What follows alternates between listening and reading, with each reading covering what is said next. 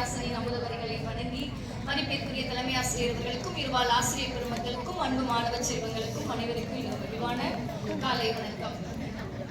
ரொம்ப அழகா வருகை புரிந்த மாவட்ட கல்வி அலுவலர் ஐயா அவர்கள் 2 விஷயங்களை பதிவு செஞ்சார். நீங்க கவனிச்சிருப்பீங்க. கல்வி கண் திறந்தவர் காமராஜர் ஐயா அவர்களுடைய உயரிய பண்பாக 2 கருத்துக்களை முன்வைச்சார். நினைவிருக்கா?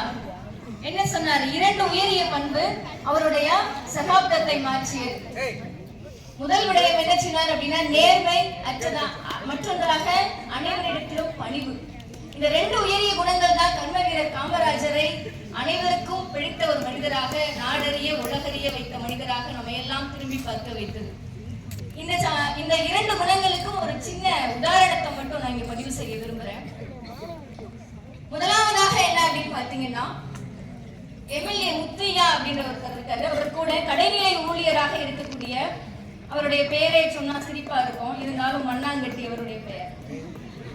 கூட இருக்கும்போது 2 பேரும் பேசிட்டு இருந்தாங்களாம். அப்போ ரேடியோல வானொலியில ஒளிபரப்புனாங்களாம், பதவிகளை இருக்கக்கூடியவங்க இனிமேல் படித்திருக்க வேண்டும் அப்படின்னு சொன்னாங்களாம்.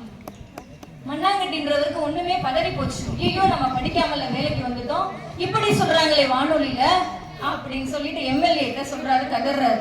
அப்ப எம்எல்ஏ முத்தையா சொன்னாரா, நீ என்ன செய்யற, செக்ரட்டரிட்ட பேசு, செயலாளர் இருப்பாரு, அவர்கிட்ட பேசு, காமராஜருடைய செயலாளர்கிட்ட பேசு அப்படின்னு சொன்னோன்னே ரெக்கால் பண்ணியிருக்காரு. அங்க பண்ணோடைய அங்க அழைப்பை எடுத்தது யார் அப்படின்னு பாத்தீங்கன்னா, இவர் பதிவு பண்ணிட்டாரு கருத்தை. ஐயா, கடை